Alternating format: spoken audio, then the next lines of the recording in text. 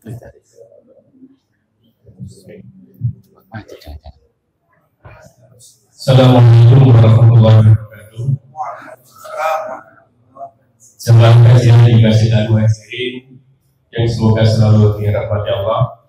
Sebelum Ustaz kita, Ustaz Ahmad menyampaikan materinya pada malam hari ini, kami informasikan juga tentang kajian di Masjid Al-Muhajirin. Insya Allah besok pada subuh atau Sabtu pada subuh akan diasuh oleh Al-Ustaz Suhadi Bajre dengan tema menjaga perjanjian kuat agar tak berkarat. Kemudian Sabtu pada maghrib insya Allah akan diasuh oleh Al-Ustaz Abdul Rauf dengan tema meraih istiqomah di zaman kita. Sedangkan untuk hari Ahad pada subuh akan diasuh oleh Al-Ustaz Dr. Andes Muhammad Soleh dengan tema meraih kejayaan Islam. Kemudian dilanjut Ahad juga pukul 8.00 atau Ahad pagi. Kajian akan diasuh oleh Al-Ustaz Farid Marzuki MCMA dengan tema antisipasi tren meningkatnya pergaulan bebas dan menurunnya minat menikah. Demikian informasi kajian yang dapat kami sampaikan di Masjid Al-Muhajirin untuk pekan ini. Semoga Allah SWT memudahkan kita untuk mengikuti kajian tersebut. Assalamualaikum warahmatullahi wabarakatuh. Kami persilakan kepada Al-Ustaz Abu Aslam. Bismillah. Assalamualaikum warahmatullahi wabarakatuh. Alhamdulillah alladzi bi ni'matihi tatimmus shalihat wa ashhadu an la ilaha illallah wahdahu la syarika lah wa ashhadu anna Muhammadan abduhu wa rasuluh. Ya ayyuhan nabiyina amanu taqullaha haqqa tuqatih wa la tamutunna illa wa antum muslimun. Amma ba'du, fa inna asdaqal hadisi kitabullah wa khairal hadi hadi Muhammadin sallallahu alaihi wasallam wa syarral umuri muhdatsatuha wa kullu muhdatsatin bid'ah wa kullu bid'atin dhalalah wa kullu dhalalatin finnar.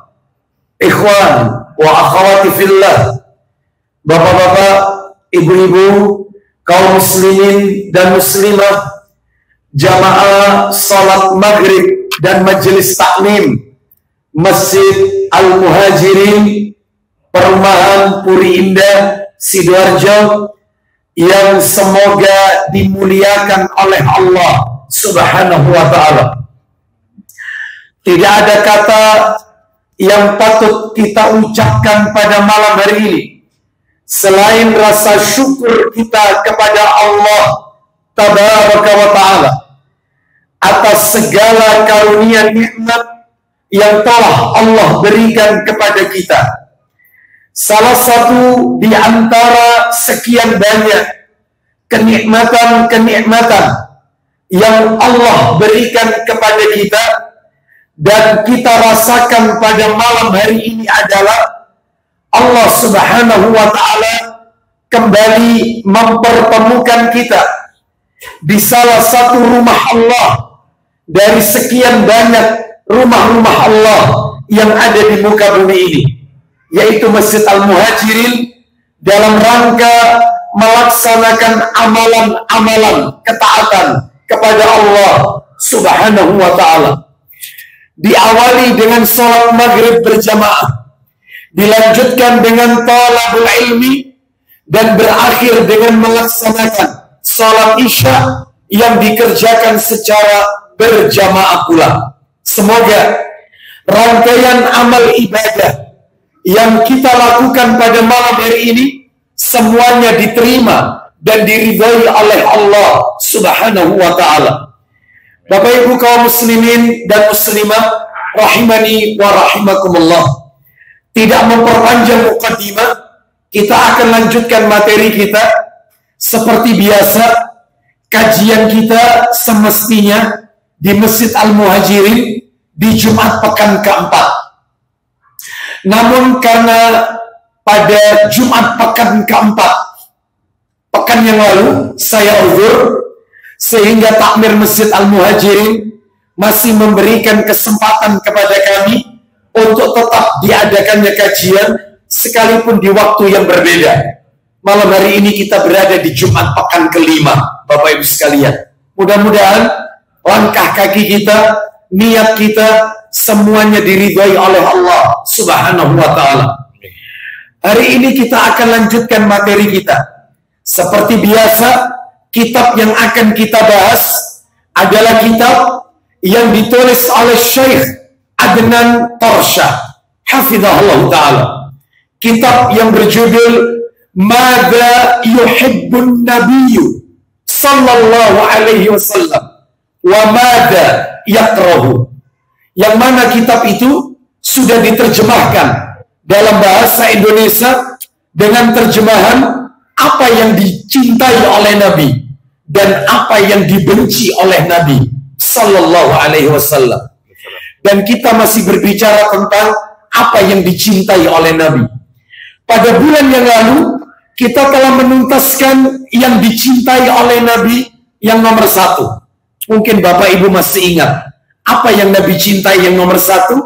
Nabi mencintai sikap mudawamah, sikap kontinuitas dalam beribadah, sikap ajak konsisten dalam beribadah, sikap istiqomah. Itu disukai oleh Nabi. Dan saya tidak perlu ulang kembali karena itu sudah tuntas bulan yang lalu. Hari ini kita akan masuk yang dicintai Nabi yang nomor 2. Apa itu? Nabi Sallallahu Alaihi Wasallam, beliau menyukai sholat sunnah yang dikerjakan di rumah, bukan di masjid. Nabi Sallallahu Alaihi Wasallam menyukai sholat sunnah yang dikerjakan di rumah. Mana dalilnya? Dalil, silakan dibantu kitab Sahih Targhib wa Tarhib, hadis yang ke-439 di jilid yang pertama. Kita dengarkan. Bersumber dari riwayat Ahmad, Ibnu Majah, dan Ibnu Huzaimah dalam kitab Sahih Targhib wa Tarhib nomor 439 dari sahabat Abdullah bin Sa'ad radhiyallahu an. Dia berkata, "Sa'altu ila Rasulillah sallallahu alaihi wasallam, ya Rasulullah, ayyuma afdal? As-salatu fi baiti awis salatu fil masjid?" Silakan. Dan Abdullah bin Sa'ad radhiyallahu anhu dia berkata, Ya. aku bertanya kepada Rasulullah sallallahu alaihi wasallam. Apa pertanyaan Abdullah bin Sa'ad radhiyallahu anhu kepada baginda Rasul sallallahu alaihi wasallam? Wahai Rasulullah, Ya. manakah yang lebih utama? Mana yang lebih utama? Ayyuma afdal? Mana yang lebih utama? As-salatu fil baiti, as-salatu fi baiti, awis salatu fil masjid? Silakan. Salat di rumahku ataukah salat di masjid? Aku mengerjakan salat di rumah atau salat di masjid? Maka mari kita dengarkan jawaban Nabi sallallahu alaihi wasallam. Apa kata Nabi? Qala, Nabi menjawab, "Ala tara ila baiti ma aqrabahu minal masjid?" Silakan. Rasulullah menjawab, Silakan. tidakkah kamu melihat rumahku? Tidakkah kau lihat rumahku? Betapa dekatnya rumahku dengan masjid. Kalau kita lihat di Masjid Nabawi, rumah Nabi dekat dengan masjid. Bahkan apalagi sekarang karena perluasan Masjid Nabawi, maka rumah Nabi masuk dalam bagian Masjid Nabawi. Kata Nabi, coba kau lihat rumahku. Betapa dekatnya rumahku dengan Masjid Nabawi. Lanjut. Ulang lagi. Rasulullah menjawab, Ya. tidakkah kamu melihat rumahku betapa dekatnya dia dengan masjid? Lalu Nabi melanjutkan sabdanya, fala an usalliya fi baiti ahabbu ilayya min an usalliya fil masjid illa an takuna salatan maktubatan. Silakan. Sungguh, aku sholat di rumahku lebih aku sukai. Ulang lagi kalimat itu. Sungguh, aku sholat di rumahku lebih aku sukai. Sekali lagi. Sungguh, aku sholat di rumahku lebih aku sukai daripada sholat di masjid. Kecuali sholat wajib. Berarti sholat sunnahnya di rumah, bukan di masjid. Nabi menyukai sholat sunnah yang dikerjakan di rumah, bukan di masjid. Baik. Sekalipun Masjid Nabawi pahalanya 1000 kali. Dan Bapak Ibu sekalian kalau mau berhitung, silakan. Nabi mengatakan sekali sholat di masjidku, Masjid Nabawi 1000 kali. Lah kalau kita sholat 5 waktu di Masjid Nabawi, sehari 5 kali. Subuh, zuhur, asar, maghrib, isya. Itu 5000 kali. Ini belum terhitung yang qobliyah, ba'diyah. Belum terhitung tahiyatul masjid. Belum terhitung sholat sunnah duhanya. Belum terhitung tahajudnya, witirnya. Ini baru yang fardu. Mari kita berhitung. Kalau di Masjid Nabawi sehari kita 5000 kali, maka mari kita hitung kita sholat di negeri kita. Nggak usah jauh-jauh, Masjid Al-Muhajirin. Sholat di masjid di negeri kita, Al-Muhajirin, berjamaah 27 kali lipat. Ayo kita hitung, 5 kali kita sholat di Masjid Al-Muhajirin. 27 kali 5, 135.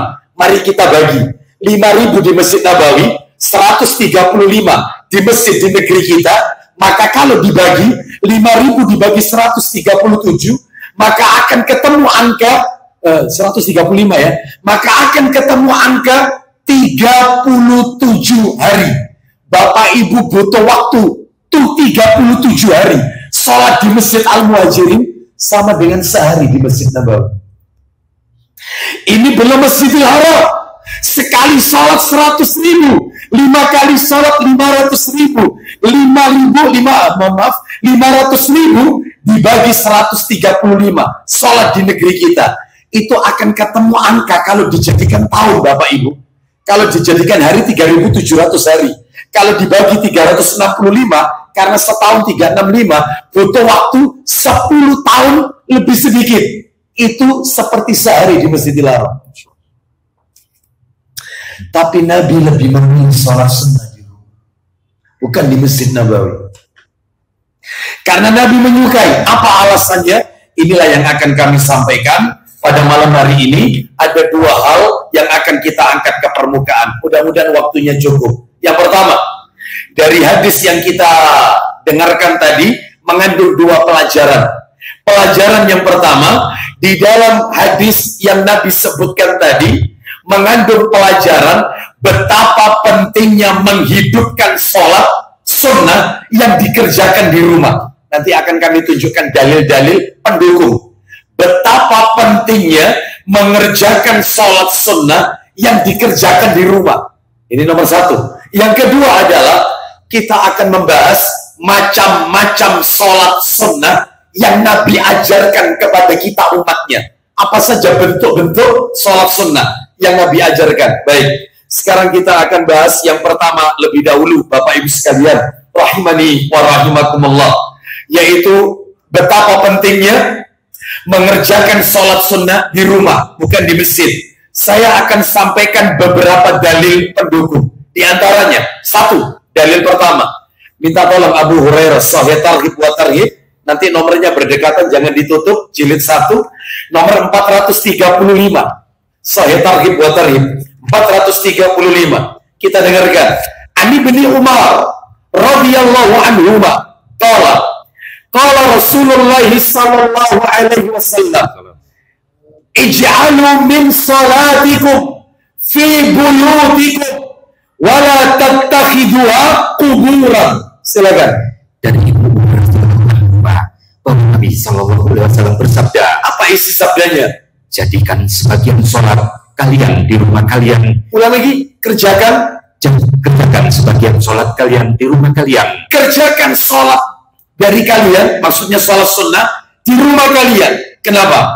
Dan janganlah kalian menjadikannya kuburan. Baik. Dan jangan kalian jadikan rumah kalian seperti layaknya kuburan. Bapak Ibu lihat kuburan. Kuburan itu identik sepi. Kuburan itu identik angker. Kuburan itu identik menyeramkan. Kata Nabi, rumah kita nggak boleh kayak kuburan. Supaya tampil beda, sholat sunnah di rumah. Untuk menghidup-hidupkan rumah itu. Supaya tidak seperti kuburan. Makanya kalau bisa, semua sholat itu jangan dihabiskan di masjid. Jangan. Rumah itu berikan bagian. Supaya rumah kita, kata Nabi, yaitu ij'alu min sholatikum fi buyutikum wala tattakhidhuha kuburan. Jangan jadikan rumah kalian seperti kuburan. Baik. Jadi untuk menghidup-hidupkan rumah kita supaya tidak terkesan seperti layaknya kuburan, kerjakan sholat sunnah. Ini dalil pendukung yang pertama. Dalil yang kedua ini. Nah, ini. Silakan dibuka Sahih Targhib wa Tarhib. Nomornya 436. Riwayatnya Muslim. Bersumber dari Jabir bin Abdullah radhiyallahu an. Silakan. Dari Jabir radhiyallahu an, dia berkata, ya, Rasulullah SAW bersabda, Nabi SAW bersabda, "Idza qada ahadukum shalah fi masjidihi, falyaj'al li baitihi nasiban min salati." Silakan. Apabila salah seorang dari kalian menyelesaikan sholatnya di masjidnya. Baik, apabila kalian telah menyelesaikan sholat fardu di masjid, maka hendaknya dia menyisakan sebagian sholatnya untuk rumahnya.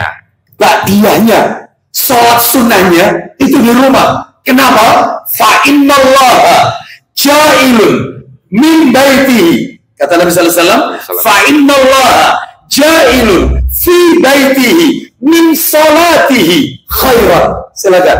Karena Allah menjadikan kebaikan dari sholatnya di rumahnya. Baik, Allah akan menjadikan rumah itu penuh dengan kebaikan. Allah akan jadikan rumah itu sakinah, mawaddah warahmah, karena rumahnya dipakai sholat sunnah.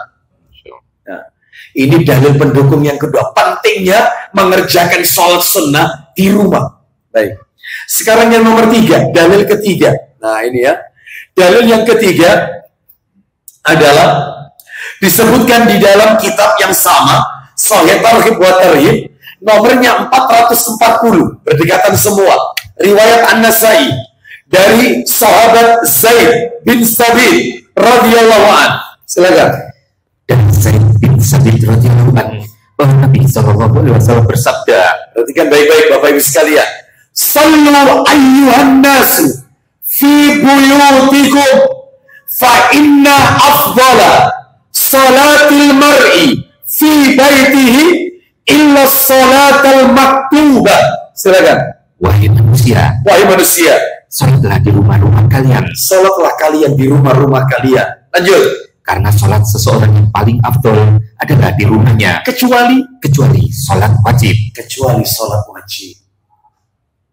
Ya, paling afdol, paling utama. Pak, Bu, mohon maaf ya, mohon maaf ini. Sebelum saya lanjutkan, kita ini dituntut kalau melakukan amal ibadah, maka tolong kita lakukan skala prioritas. Lakukan amal ibadah itu skala prioritas. Carilah amal ibadah itu yang paling dicintai Allah, yang paling dicintai Rasul, yang paling utama, yang terbaik. Jangan sekedar baik. Maksud saya, carilah, lakukan amal ibadah itu yang best of the best, yang terbaik dari yang baik. Kenapa? Kok kita beribadah mengedepankan skala prioritas? Karena umur saya dan umur panjenengan terbatas. Umur kita ini tidak panjang. Maka lakukan dalam hidup kita amalan-amalan, carilah amalan yang paling utama, yang paling dicintai, yang terbaik. Termasuk sodako yang terbaik. Kalau sholat yang terbaik, sholat sunnah yang terbaik di rumah. Nah, termasuk ibu-ibu, sebaik-baik sholat bagi wanita di rumahnya, itu yang terbaik. Bahkan pahalanya sama seperti sholatnya laki-laki di masjid, bahkan melebihi. Bahkan Nabi pernah mengatakan, sholatnya seorang wanita yang paling dicintai oleh Allah?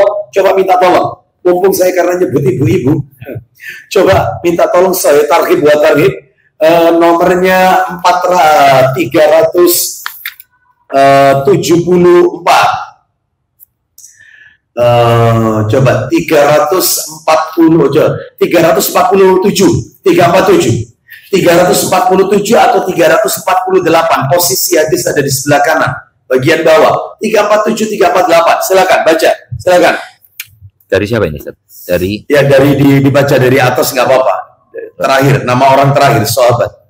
Ya, silakan. Darinya 347 kan? 347. Iya. 347. Ayo Abu Hurairah, ditunggu orang banyak ini. Iya. Dari mana ini?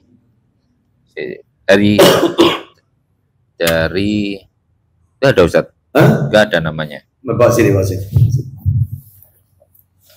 Afwan. Iya.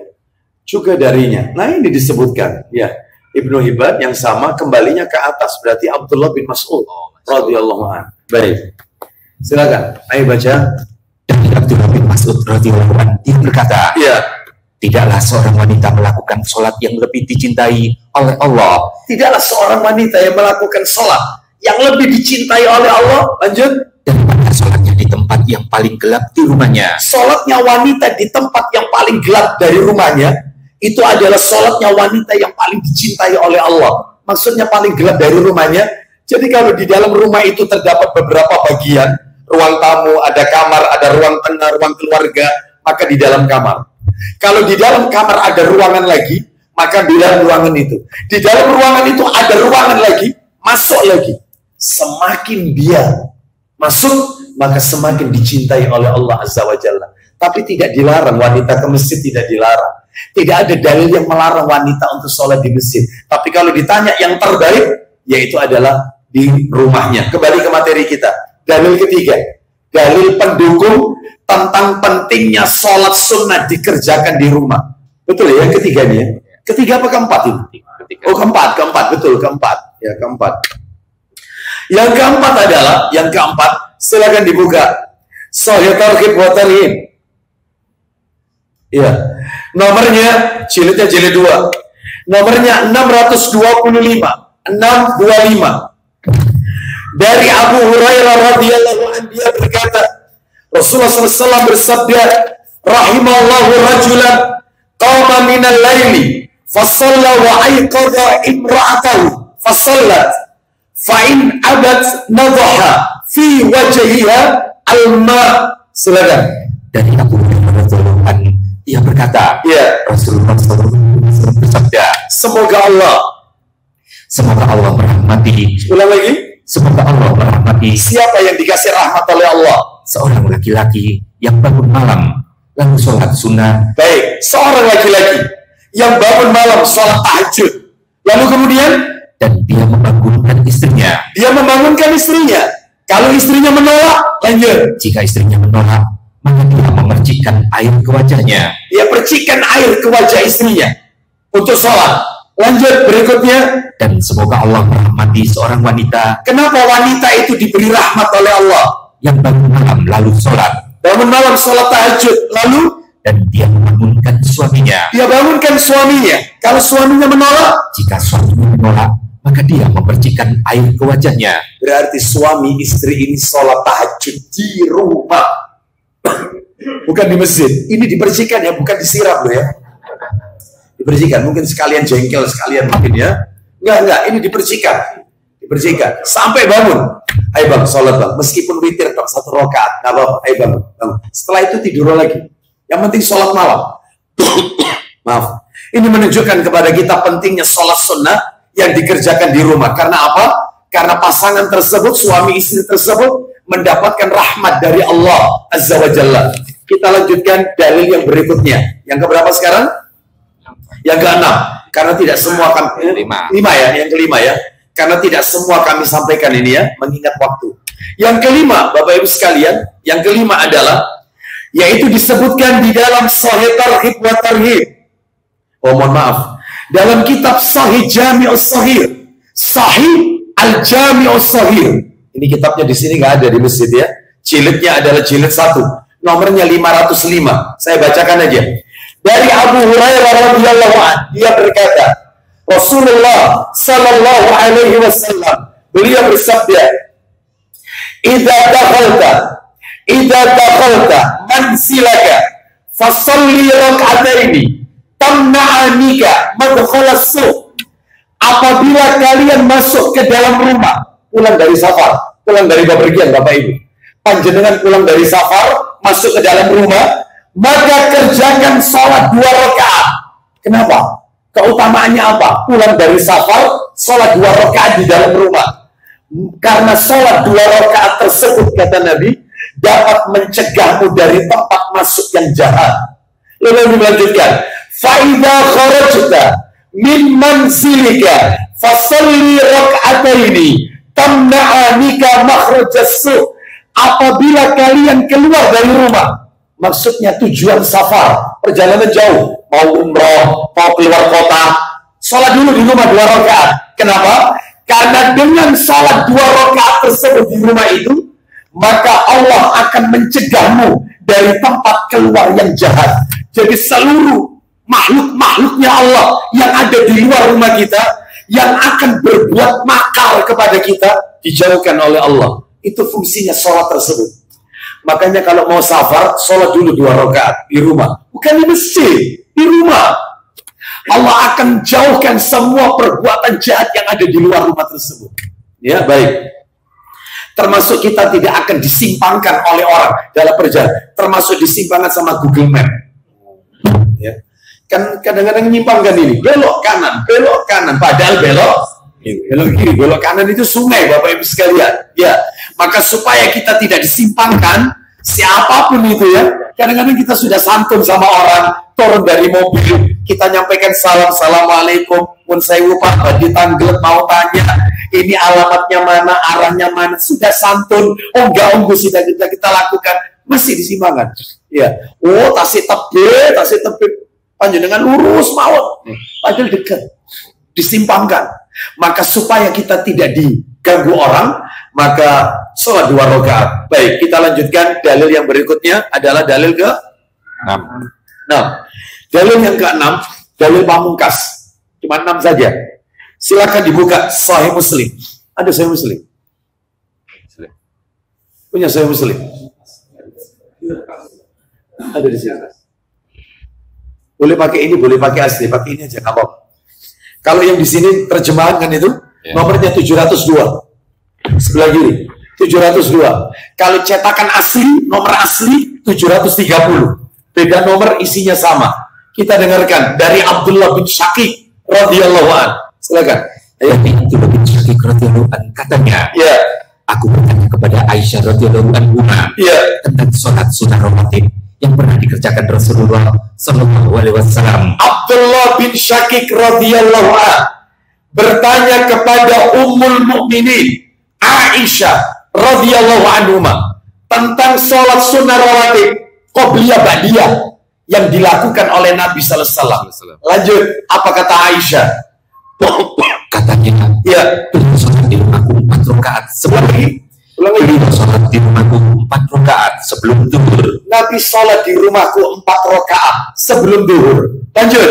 Kemudian beliau pergi ke masjid mengimami sholat umumnya. Setelah mengimami sholat zuhur di masjid, lanjut.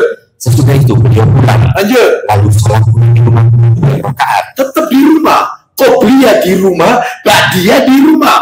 Itu kalau rumahnya dekat, Ustaz. Nah, kalau rumahnya jauh, Ustaz, sabar, nanti tak jelaskan. Ya. Ini 4 rakaat sebelum di rumah, setelah ngimami di masjid, pulang ke rumah, sholat 2 rakaat. Lanjut, setelah itu apa kata Aisyah radhiyallahu anha? Silakan. Kemudian pergi mengimami sholat maghrib orang banyak. Loh, asarnya kok nggak disebut? Ya, tidak ditekankan qobliyah asar. Tidak ditekankan, tidak muakkad, tidak ditekankan. Makanya kata Aisyah, langsung Nabi mendatangi sholat maghrib, mengimami sholat maghrib. Lanjut, setelah sholat maghrib, lanjut, langsung sholat di rumah 2 rakaat. Nabi sholat ba'diyah maghrib 2 rakaat.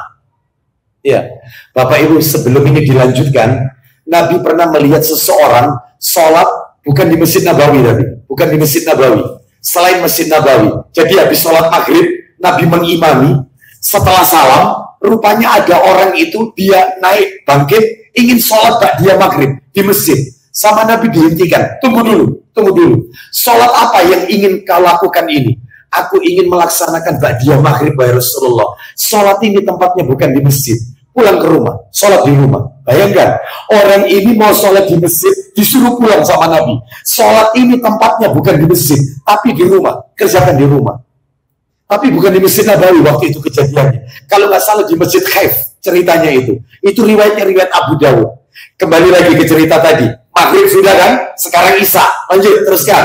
Kemudian beliau pergi mengimami sholat Isya. Nah, setelah ngimami, lanjut. Sesudah itu beliau pulang, lalu sholat di rumah 2 rakaat. Begitu juga subuh. Setelah adzan subuh, Nabi qobliyah di rumah 2 rakaat sebelum subuh. Setelah itu, Nabi pergi ke masjid mengimami sholat subuh orang banyak. Berarti kalau begitu qobliyah ba'diyahnya Nabi di mana? Di rumah. Di rumah.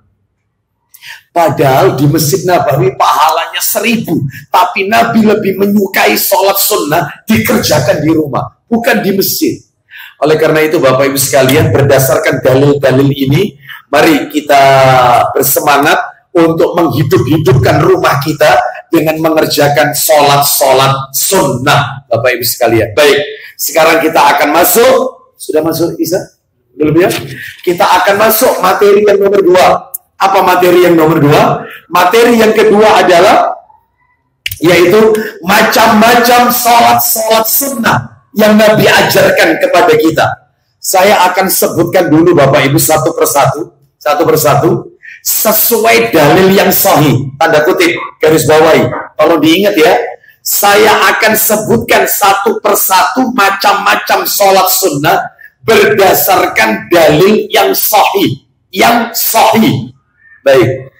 Dan untuk dalilnya menyusul ya. Saya sebutkan aja dulu satu persatu. Yang pertama adalah sholat sunnah kusuf, sholat sunnah gerhana matahari. Yang kedua, sholat sunnah khusuf, sholat sunnah gerhana bulan.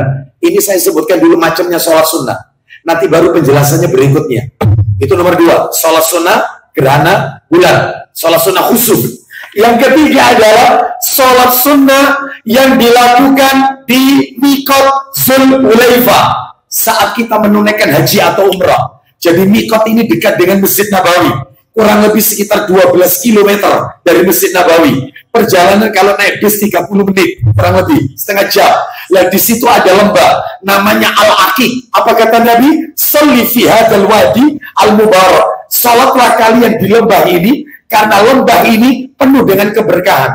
Jadi sholat di situ nggak ada kaitannya dengan pakaian ihram yang kita pakai saat kita akan umroh. Nggak ada kaitannya.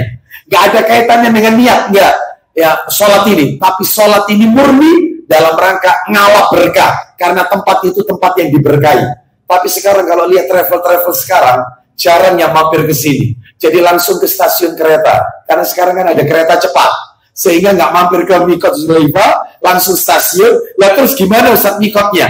Maka kurang lebih sekitar kereta itu kira-kira 3-4 menit ketika bergerak, langsung kita niatkan untuk menunaikan ibadah umroh. Dianggap sejajar dengan Miqat Dzulhulaifah. Wallahu a'lam bishawab. Terus kemudian nomor 4, sholat tahiyatul masjid. Yang nomor 5, sholat sunnah ba'diyah Jumat. Bapak Ibu harus tahu, Nabi itu kalau ba'diyah Jumat 4 rakaat, 2 rakaat di masjid, 2 rakaat di rumah. Ba'diyah Jumat bukan hanya 2, 4. Yang 2 rakaat di masjid, pulang ke rumah, sholat lagi 2 rakaat. Ba'diyah Jumat. Terus nomor 6, sholat sunnah istisqa, minta hujan. Yang ke-7, sholat sunnah 2 rakaat setelah mimpi buruk. Panjenengan kalau mimpi buruk sholat nggak? Nggak pernah sholat, ya. Padahal itu ada sholatnya, ada itu. Jadi kalau kita mimpi buruk, minta tolong Sahih Muslimnya dibuka. Tata caranya mimpi buruk. Coba kalau kita mimpi buruk, nomornya 2110. 2110. Ya, posisi sebelah kiri, tempatnya ke atas. 2110. Ya, betul. Silakan baca. Dan Rasulullah Shallallahu Alaihi Wasallam Sabdanya. Apa sabdanya?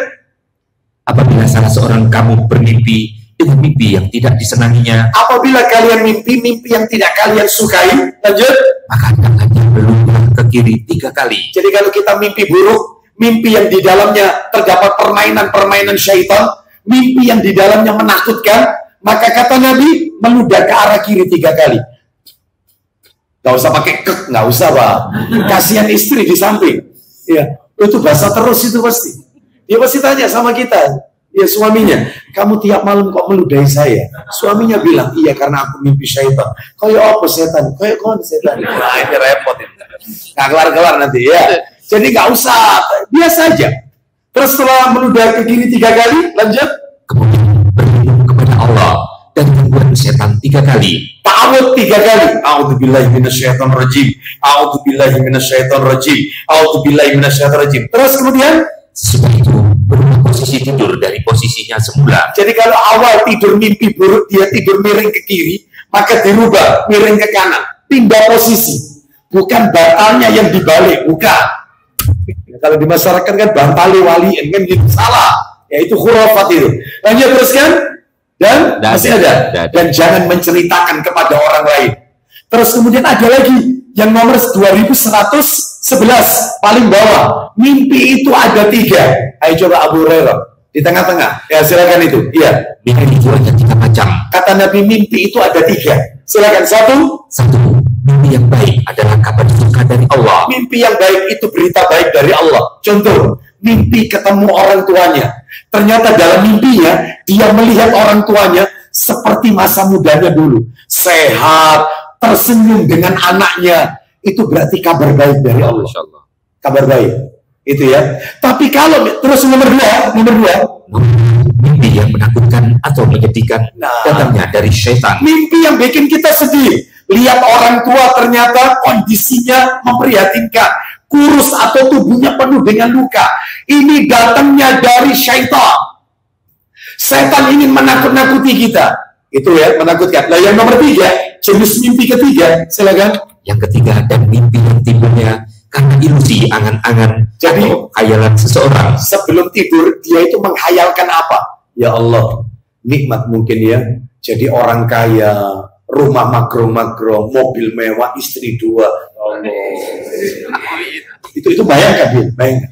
Kebawa mimpi, itu loh. Mimpinya mimpi itu. Nah, itu namanya mimpi, angan-angan, ilusi.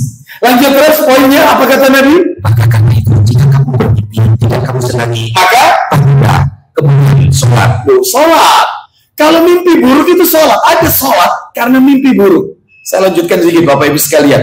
Terus kemudian ada lagi di antara sholat sunnah tauhur. Apa itu sholat sunnah tauhur? Sholat sunnah setelah wudhu. Sholat sunnah ba'diyah wudhu. Yang nomor 9, sholat sunnah rawatib qobliyah ba'diyah. Yang ke-10, sholat sunnah ketika masuk rumah. Tadi sudah saya bacakan. Yang ke-11, sholat sunnah ketika keluar rumah. Tujuan safar, perjalanan jauh. Yang ke-12, maaf. Karena saya pakai bahasa syariat karena di sini ada anak kecil. Yang ke-11, yang ke berapa ini? 12, sholat sunnah yang dikerjakan oleh suami istri sebelum melakukan jima. Ya. Tapi ini berlaku khusus untuk pengantin baru, bukan pengantin lawas ini, bukan. Dulu saya belum melakukan ya Ustaz, nikah lagi. Dalam rangka menjalankan sunnah Nabi Sallallahu Alaihi Wasallam. Ya, ini khusus pengantin baru aja, bukan pengantin yang lama. Jadi sebelum melakukan itu sholat dulu. Itu. Terus yang ke-13 sholat sunnah Isra. Yang ke-14 sholat sunnah tahajud. Yang ke-15 sholat sunnah witir. Gandengannya tahajud. Yang ke-16 sholat sunnah duha. Yang ke-17 sholat sunnah taubat. Yang ke-18 sholat sunnah istikharah. Yang ke-19 sholat sunnah tarawih. Yang ke-20 sholat sunnah 2 rakaat di belakang makam Ibrahim setelah tawaf. Nah, ada 2, ini yang sahih. Ada 2 sholat sunnah yang mungkin saya yakin Bapak Ibu dalam hati bertanya, Ustadz kok tidak disebut Ustadz sholat sunnah hajat sama sholat sunnah tasbih? Nah, khusus dua sholat ini, ulama beda pendapat. Syekh Muhammad Nasiruddin Al-Albani rahimahullah mensohikan sholat sunnah hajat dan sholat sunnah tasbih. Kitabnya ada, Masjid Al-Muhajirin, Ibnu Majah, jilidnya jilid 1. Nanti dilihat daftar isi, sholat sunnah tasbih, sahih menurut Syekh Albani rahimahullah. Tapi menurut ulama-ulama yang lain, hadisnya bermasalah. Makanya untuk kehati-hatian, sebagian ulama mengatakan lakukan sekali seumur hidup, jangan dilakukan dalam rangka menghindari perselisihan. Wallahu a'lam bishawab. Ya, jadi intinya berarti totalnya berapa kalau tadi dimasukkan? 22. Wallahu a'lam bishawab. Akan kami lanjutkan sedikit pembicaraan kita setelah dikumandangkan adzan Isya. Kita skors dulu. Wassallallahu ala nabiyyina wa ala alihi. Apa? Dilanjutkan terus. Adzannya terakhir. Baik, kalau begitu. Nah, kita lanjutkan. Bapak Ibu sekalian rahimani wa rahimakumullah. Ada berapa total sholat sunnah? 22. Saya tanya sekarang, mudah-mudahan panjenengan masih ingat. Kira-kira yang dilakukan di rumah sholat apa saja dari 22 itu?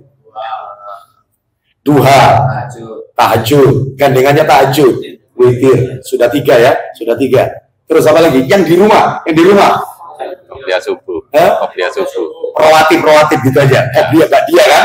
Salah satu rawatib 4 sudah. Terus kemudian keluar rumah, betul. Gandengannya masuk rumah, sudah 6. Yang dikerjakan di rumah 2 sudah.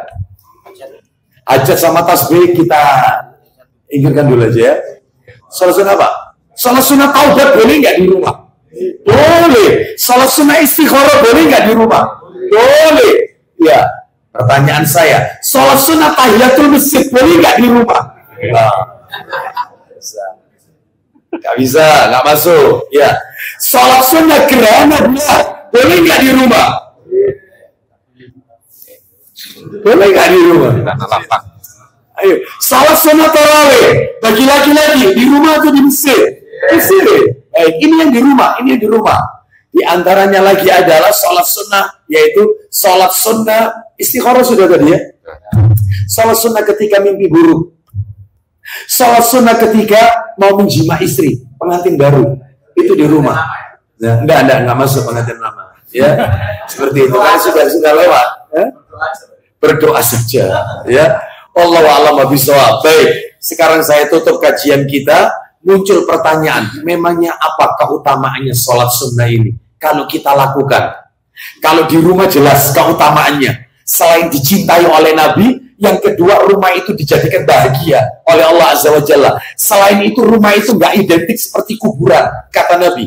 Pertanyaan saya adalah, apa keutamaan kalau kita istiqomah mengerjakan sholat sunnah? Dalilnya adalah, minta tolong dibantu, dibuka kitab Shahih Targhib wa Tarhib. Ya, nomornya atau Ibnu Majah aja, yang sudah di-download aja. Ibnu Majah, nomornya 1426, 1426, 1426. Ayo dibaca. 1426 Ibnu Majah. Silakan. Ibnu Majah 1426 ya. Ya, baca dari Tamim Ad-Dari radhiyallahu an. Ayo. Dari Tamim Ad-Dari radhiyallahu an. Dari Nabi SAW, beliau bersabda, isinya pertama yang akan dihisab atas seorang hamba pada hari kiamat adalah sholatnya. Awwalu ma yuhasabu bihil abdu yaumal qiyamah salatuhu. Yang akan diaudit oleh Allah pertama kali di hari kiamat itu sholatnya. Lanjut. Fa'in akmala kutibat lahu nafilatan. Silakan. Jika dia menyempurnakannya, maka akan ditulis baginya pahala nafilah. Baik, pahala yang sunnah. Kalau sholat 5 waktunya sempurna, yang sunnah ikut dengan sendirinya. Lanjut. Jika tidak menyempurnakannya. Nah, ini poinnya. Apabila sholat fardunya ada yang cacat, tidak sempurna. Contohnya ada yang cacat gimana Ustaz? Mungkin masa mudanya dulu pernah nggak sholat. Cacat. Pernah ninggalkan 5 waktu. Karena masih jahil. Dia belum tahu hukum tentang kewajiban sholat. Baik, atau mungkin dia sholat tapi tidak khusyuk. Allahu Akbar. Tak teke dukung. mengingat sesuatu di luar sholat, salah bacaan, salah gerakan, sholatnya tidak tumanina, berarti cacat sholatnya kan, nggak sempurna. Apabila sholat fardunya tidak sempurna, lanjut, apa kata Allah kepada para malaikat? Silakan. Allah Ta'ala berkata kepada para malaikatnya. Allah berfirman kepada para malaikat, apa kata Allah? Hal tajiduna li'abdi min tatawwu. Silakan. Lihatlah, apakah kalian mendapati dia mempunyai ibadah tahu-tahu? Oh, bayangkan, kata Allah Azza wa Jalla kepada malaikat, coba kalian periksa, hambaku ini punya sholat sunnah atau tidak? Punya tidak sholat sunnah? Kalau punya, gimana? Dengannya, sempurnakanlah ibadah wajibnya yang kurang. Kata Allah Azza wa Jalla, jadikan sholat sunnahnya itu untuk menutupi fardunya yang cacat, yang kurang. Ya, berarti kalau begitu fungsinya sholat sunnah itu untuk menutupi, menyempurnakan sholat fardu kita yang tidak sempurna. Makanya jangan suka meremehkan sholat sunnah, Bapak Ibu sekalian. Jangan suka meremehkan, ya. Makanya saya tidak sepakat kalau ada istilah sunnah itu kalau dikerjakan dapat pahala, kalau ditinggalkan tidak berdosa. Salah. Harus dirubah, mindsetnya harus dirubah. Sunnah itu adalah kalau dikerjakan dapat pahala, kalau ditinggalkan rugi besar. Sehingga kita tidak akan meremehkan sunnah. Allah cuma sunnah kok, kan cuma sunnah. Nah, kerjakan, karena fadilahnya besar. Ya, tak tunjukkan satu dalil lagi supaya kita tidak meremehkan sholat sunnah. Coba dibuka Sahih Targhib wa Tarhib nomornya 385. 385. Ayo, dari Ma'dan bin Abi Talha al-Ya'muri radhiyallahu anhu, dia berkata, aku bertemu dengan Sauban. Ayo lanjut. Dan bin Abu Talha radhiyallahu anhu, dia berkata, ya, aku bertemu Sauban, mantan hamba saya Rasulullah sallallahu alaihi wasallam. Lanjut. Aku berkata, ya, silakan. Beritahukanlah kepadaku suatu amal yang bisa aku kerjakan, yang dengannya Allah memasukkanku ke dalam surga. Jadi kata Sauban kepada Ma'dan bin Abi Talha kepada Sauban radhiyallahu anhu, beritahukan kepadaku satu amalan yang kalau aku lakukan amalan itu aku dijamin masuk surga. Katanya Sauban, aku pernah bertanya seperti itu kepada Rasul, persis seperti yang kau tanyakan. Ternyata jawabannya Nabi, langsung aja Abu Hurairah. Nabi menjawab, alaika bikasrati sujudi lillah. Silakan. Rasulullah sallallahu alaihi wasallam beliau menjawab, apa itu? Perbanyaklah sujud untuk Allah. Perbanyaklah engkau sujud kepada Allah. Apa yang dimaksud memperbanyak sujud? Bukan sujud sahwi, sujud tilawah, sujud syukur, bukan.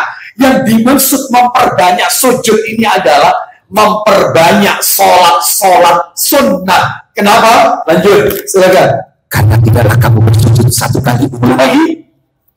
Karena tidaklah kamu bersujud satu kali untuk Allah, melainkan pasti Allah mengangkatmu satu derajat dan menghapus dengannya satu kesalahan darimu. Kita sujud satu kali, diangkat satu derajat, dihapus dosa kita. Apalagi kita memperbanyak sujud, maksudnya memperbanyak sholat sunnah. Maka jangan pernah meremehkan sholat sunnah. Wallahu a'lam bishawab. Baik, sebelum kami tutup dengan kafaratul majelis, ada yang mau bertanya di antara jamaah dari materi yang kami sampaikan? Silakan. Ustaz, ada pertanyaan online. Ya. Silakan. Assalamualaikum Ustaz. Semoga dari mana yang tanya? Dari Lampung Ustaz. Lampung. Ya. Assalamualaikum Ustaz. Ya, semoga Ustaz dan kaum muslimin dirahmati Allah. Allahumma amin wa iyyakum. Ustaz, untuk Ustaz, untuk sholat taubat ada yang tidak membolehkan dan ada juga yang membolehkan. Itu bagaimana ya Ustaz kesimpulannya? Nah, untuk sholat sunnah taubat. Sholat sunnah taubat, Bapak Ibu sekalian, nah, itu disebutkan di dalam hadis.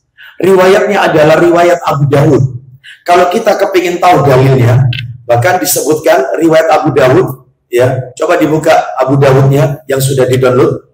Nah, ya, Abu Dawud, ya. Sudah? Nomornya 1000. Sebentar ya. Abu Dawud. Ya. Nomornya insya Allah itu adalah nomor 1400. Sebentar, saya ingat-ingat. Itu kata Nabi SAW, sambil saya ingat-ingat. Kata Nabi SAW, apabila kalian melakukan sebuah dosa, maka segeralah kalian mengambil air wudhu. Lalu sholatlah 2 rakaat, yaitu namanya sholat sunnah taubat. Setelah itu minta ampunlah kalian kepada Allah. Jadi istighfarnya setelah sholat sunnah taubat. Lihat kata-kata Nabi, apabila kalian melakukan satu dosa, maka segeralah mengambil air wudhu dan sholatlah 2 rakaat. Jadi setiap kali habis melakukan dosa, maka ambil air wudhu, sholat 2 rakaat. Namanya sholat sunnah taubat. Setelah itu minta ampunlah kepada Allah Azza wa Jalla. Jadi wallahu a'lam bishawab, yang saya tahu adalah sholat ini disyariatkan. Wallahu a'lam bishawab. Ya, dan ada lagi nama lain daripada sholat sunnah taubat ini. Ternyata sholat sunnah duha itu Bapak Ibu, sholat sunnah duha itu nama lainnya adalah sholat sunnah awabin. Awabin, Bapak Ibu tahu asal katanya awabin itu artinya orang yang kembali banyak bertobat kepada Allah. Maka sholat sunnah duha itu bagian daripada sholatnya orang yang bertobat kepada Allah. Nama lainnya awabin, sholat sunnah duha itu orang yang kembali bertobat kepada Allah. Wallahu a'lam bishawab. Jadi boleh dilakukan secara sendiri, boleh misalnya niatnya digandeng dengan sholat sunnah duha, sah. Karena sholat sunnah ini meskipun 2-3 itu boleh dijadikan satu niat, boleh. Jadi sholat sunnah duha dengan sholat sunnah taubat atau misalnya dengan sholat sunnah yang lain, nggak apa-apa karena yang penting sama-sama sunnah. Wallahu a'lam bishawab. Sudah tidak ada lagi? Yang tanya, Abu Hurairah online? Nggak ada. Bapak-bapak nggak ada? Terakhir, silakan. Satu terakhir, Pak. Iya.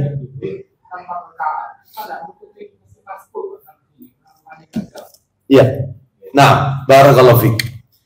Bagaimana dengan kalau qobliyah zuhur kan 4 rakaat? Kalau 4 rakaat nanti tidak nutup dengan sholat zuhurnya.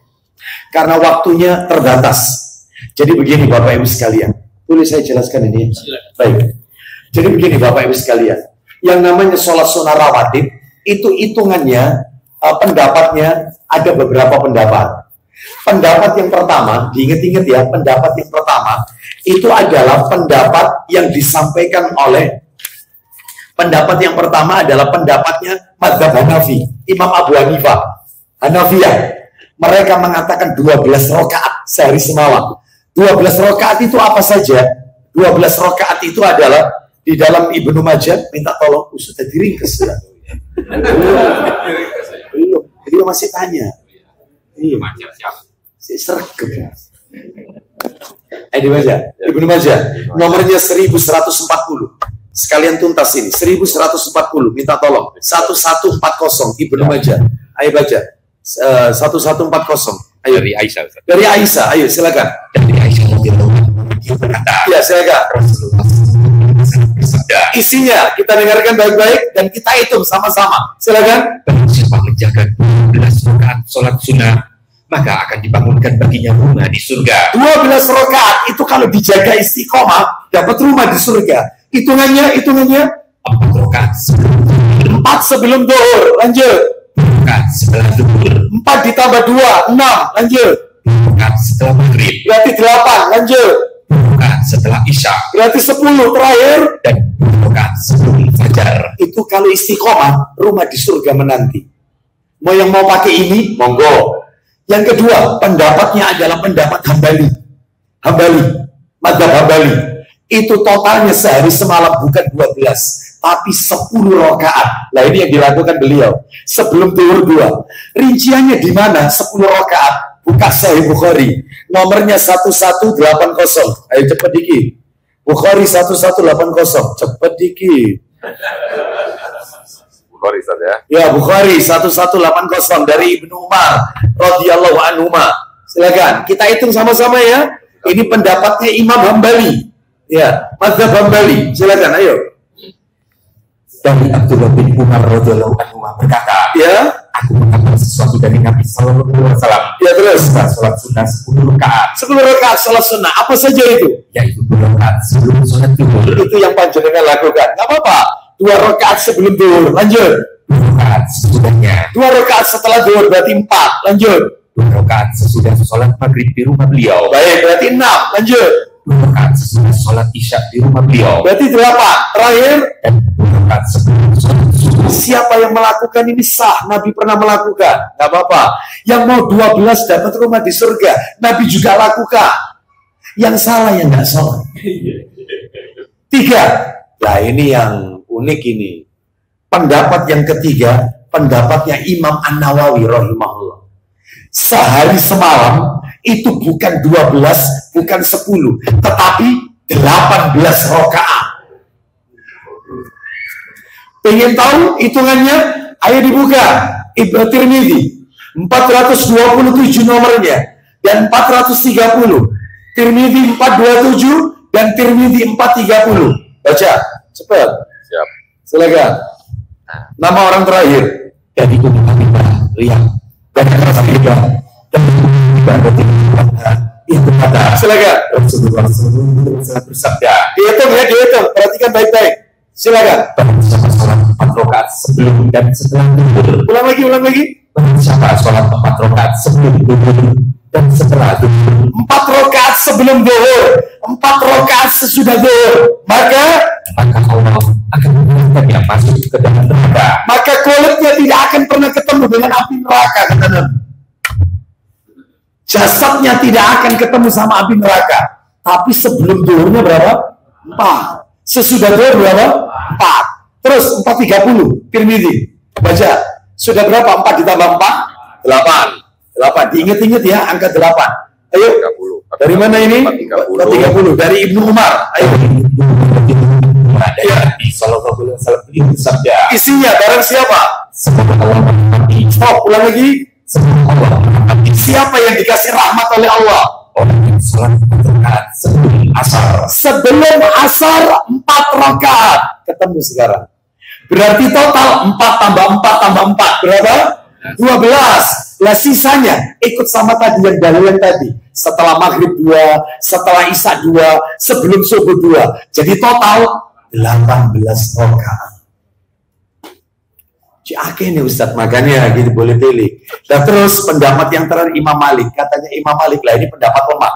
Yang lemah ini pendapatnya Imam Malik. Kata Imam Malik, yang namanya sholat sunnah itu mustahabah, disukai. Jadi berapapun terserah. Nah ini yang lemah. Sehingga karena ini lemah, yang mencuat ke permukaan tinggal 3 pendapat. 12, 10, atau 18. Muncul pertanyaan, Ustadz, yang Nabi tidak pernah tinggalkan seumur hidup, yang roji, yang kuat, yang argumentatif. Maka jawabannya 12 rakaat. Tapi kalau panjenengan khawatir waktunya tidak cukup, hanya 2 rakaat sebelum zuhur, nggak apa-apa. Berarti pilih yang 10 rakaat. Ya Allah. Dan 4 rakaat ini gimana caranya? 2 rakaat salam, 2 rakaat salam. Baik, demikian yang bisa kami sampaikan. Semoga menjadi tambahan ilmu yang bermanfaat. Mudah-mudahan ibadah sholat kita semuanya diterima oleh Allah Azza wa Jalla. Dan mudah-mudahan Allah meridhai amal ibadah kita. Kita tutup wassallallahu ala nabiyyina wa ala alihi washabihi wasallam. Subhanakallahumma wa bihamdika asyhadu an la ilaha illa anta astaghfiruka wa atubu ilaik. Wa akhiru da'wana anil hamdulillahi rabbil alamin. Assalamualaikum warahmatullahi wabarakatuh.